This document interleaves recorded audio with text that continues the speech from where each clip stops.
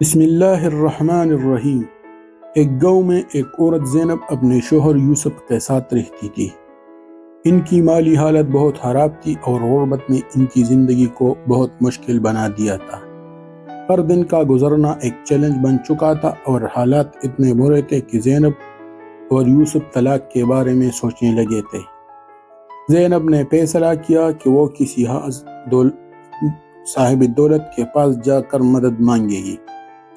امید تھی کہ شاید اس کی مدد سے ان کی مشکلات کم ہو۔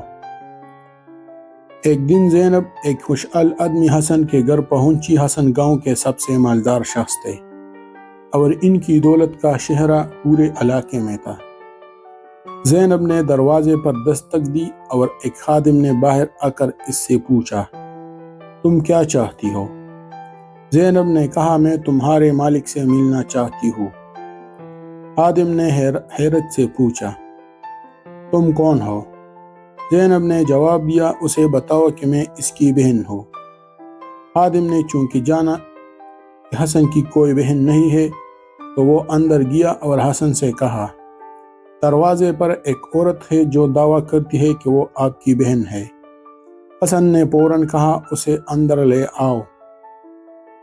جب زینب اندر آئی، حسن نے اسے خوشدلی سے استقبال کیا اور پوچھا، تم میرے کس بھائی کی بہن ہو؟ اللہ تم پر رحم کرے۔ زینب نے جواب دیا، میں آدم کی بیٹی ہوں۔ حسن نے دل میں سوچا کہ یہ عورت واقعی مشکل میں ہے اور میں پہلا شخص ہوں گا جو اس کی مدد کرے گا۔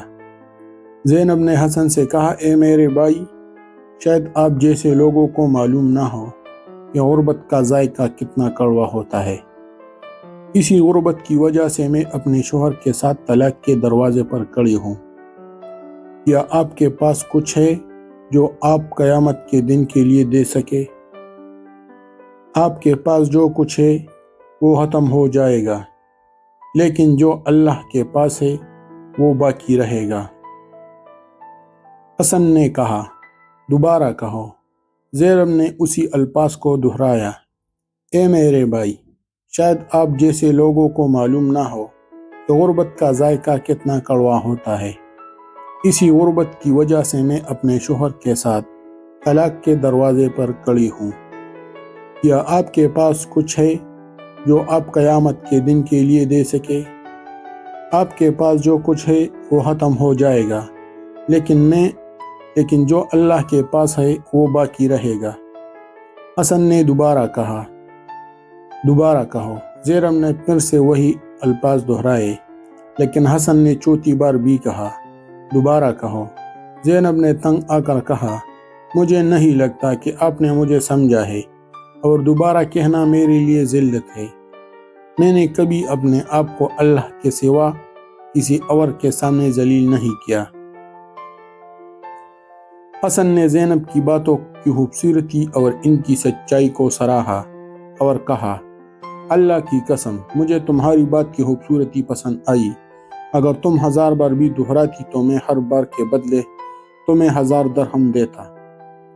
پھر حسن نے اپنے خادموں سے کہا، اسے 10 اونٹ دو، 10 اونٹنیاں، جتنی چاہے بیڑیاں اور جتنا چاہے مال اور دولت دے دو، تاکہ ہم قیامت کے دن کے لیے کچھ کام کریں۔ ہمارے پاس جو کچھ ہے وہ ختم ہو جائے گا، لیکن جو اللہ کے پاس ہے وہ باقی رہے گا۔ خادموں نے حسن کے حکم پر عمل کیا اور زینب کو بہت ساری دولت اور مال و دولت دے دیا۔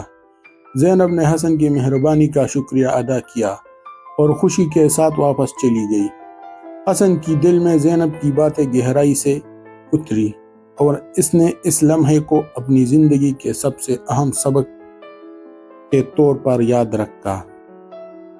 وہ جان گیا کہ دنیا کی دولت وقتی ہے، لیکن جو صدقہ خیرات اور سچائی انسان قیامت کے دن کے لیے بچا کر رکھتا ہے وہی اصل دولت ہے۔ اگر ہماری یہ ویڈیو آپ کو اچھی لگی تو ہمارا چینل سبسکرائب کریں، بیل آئیکن کے بٹن کو دبائیں تاکہ آنے والے تمام ویڈیوز آپ تک وقت بوقت پہنچ سکے۔ شکریہ والسلام۔